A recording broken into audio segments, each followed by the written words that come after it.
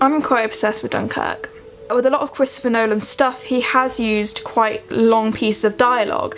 In an interview with him, which I was reading in the screenplay book above Dunkirk, he was talking about how he was tired of using dialogue in his scripts. Like he'd already peaked in terms of that with Interstellar. And often you do see that with things Inception, where you need these long pieces of dialogue to explain things. And as a writer, well, an aspiring writer myself, dialogue is a very, very important thing to me. I like making long monologues when I write. I want to kind of write old-fashioned style, like the Victorians, and the way that Shakespeare, he has characters that just go on, and I really like that.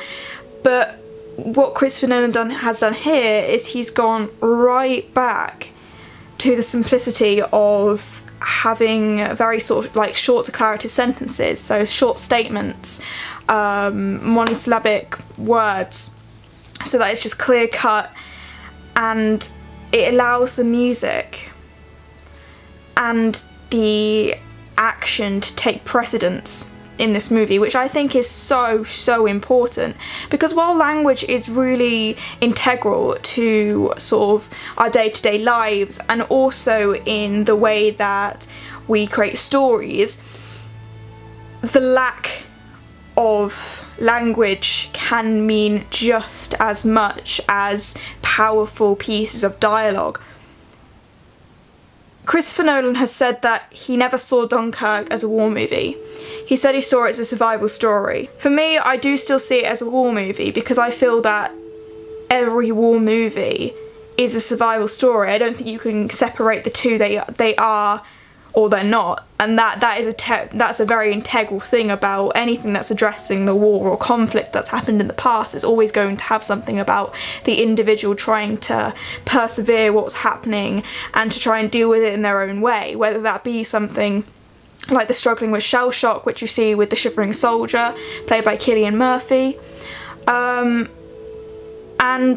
the fact that there's such an absence of words, as I said, allows the music to create meaning, but also it's addressing conflict in a very mature and sensitive way. I think if you are going to write lots and lots of dialogue, it's going to take away from the fact that, for one, this is a story about normal people, average people, everyday people.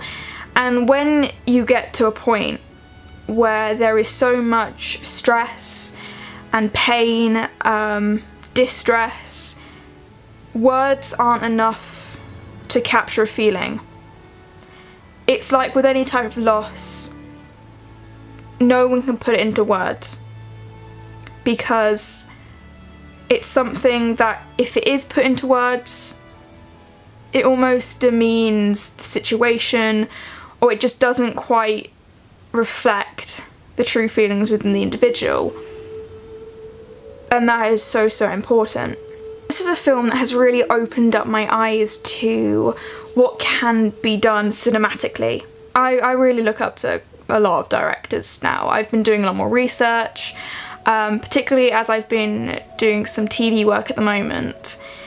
And I'm just kind of trying to think where I want to go career-wise. And I think for me, I like thinking about shot composition. I like thinking about dialogue and storytelling. And even though it might sound a bit, I don't want to say about egotistical, but I like being in charge of things. I like knowing where everything is and kind of being the one to head the creative decisions. And that's kind of got me thinking that maybe I do want to move into film directing as well as the writing, because then you can have that control over the creative output of the film, which is what I really like about Christopher Nolan's work, because he went on from an English degree, and from that he started making short films. He did camera operating, editing, some script writing, script editing, and from there he got commissioned to direct and write a film, which then had led him to direct and write another film, and so on until he got noticed by Warner Bros., who wanted him to direct Inception. And that's where it really kicked off. So for me, Christopher Nolan is a massive inspiration, and it would be a dream if I could get anywhere near the success that he has by just, you know, kind of making those steps and getting noticed that way. But of course it means considering if I've got good content to go forward with, if people like the stuff, if they like the story idea, if they like the way I write, and kind of getting that chance, which, as we know in the media industry, there are loads of people out there that will be wanting the same goal. So you've just got to kind of hack at it and stick at it. But in general, I just love any like war type of thing. Christopher Nolan is genius. He's got Hans Zimmer on his side. He's got fantastic composition work. I don't know how it's done. It's just done in such a way that is sensitive but true, and it's all about that human condition, and that is where I want to go. If I want to write something and direct something, I want something that picks at the human condition, and we have seen that spanning across so much time in history, which is why also I go back to that whole idea of loving history. Love looking at history, and that for me is based around, say, the monarchy and war and conflict. I would love to go into Gothic, would love to go into war films, but you have to have the right mind for it, you have to have the right vision, and Dunkirk was just done so well. Yeah, until next time, think of another topic to do. But yeah, everything be a little bit cray. I'm just trying to figure out a lot of things, which I'm sure a lot of other people are like at the moment, with third year coming and then trying to decide what's going to happen with my life afterwards, which is grand. But it's also scary because I know in a year I'm going to have to actually adult in the world, and that's terrifying. Especially if it's not going to be somewhere the way you want to go.